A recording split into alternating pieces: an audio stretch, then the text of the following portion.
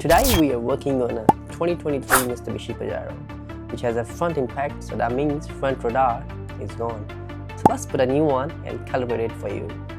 First of all, we're gonna put up a new metal bracket that's gonna hold the radar.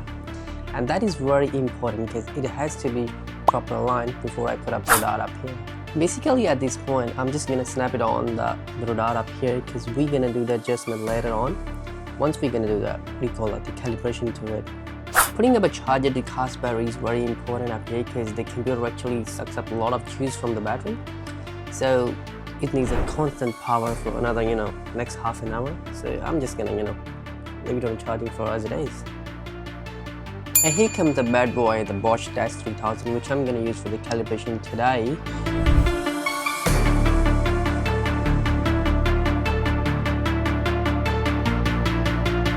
After all the system setup, you will now get to my computer screen up here. Then you will have a little bit of idea how this software works.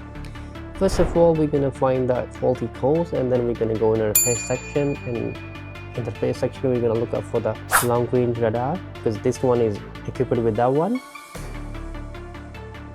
Once we go through the long range radar, the system will give us a warning that it should only be operated by the professionally trained person. So if you are not familiar with the system, please do not try to go ahead up from here. First we will check the error memory, and we obviously know what's the error memory is up here. You can see the ACC radar, it's not calibrated.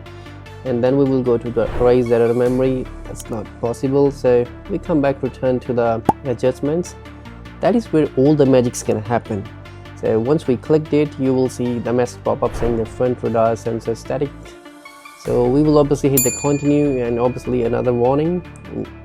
I've read it so many times, it's better for you to read it. And then these are the requirements. I would like to pause the video up here and you can see the requirements.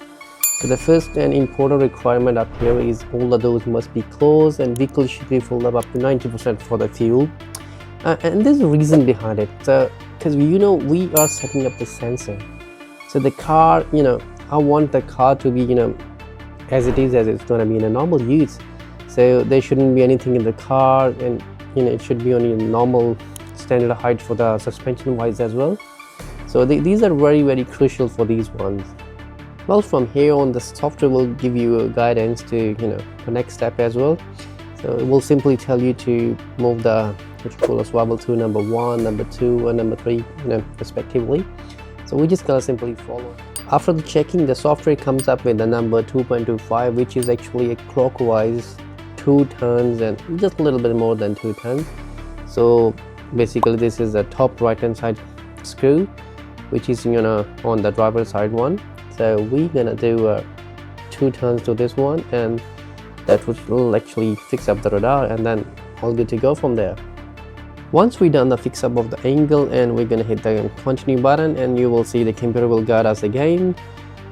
From here will give us some command, and then this countdown will happen, and then it will show us successful message, which is right up here in your screen. That will say that you say static calibration of the component is successful. So all done from here, the magic is done. But just for the peace of mind, we're gonna check up the car one more time. We'll start to fire it up and see all the codes are gone, it's normal, and if I hit the cruise control button, you see it's ready to work. So all good to go from here. You probably wanted to know what DAS 3000 does. Well, there's a dedicated video in my profile, don't forget to watch it.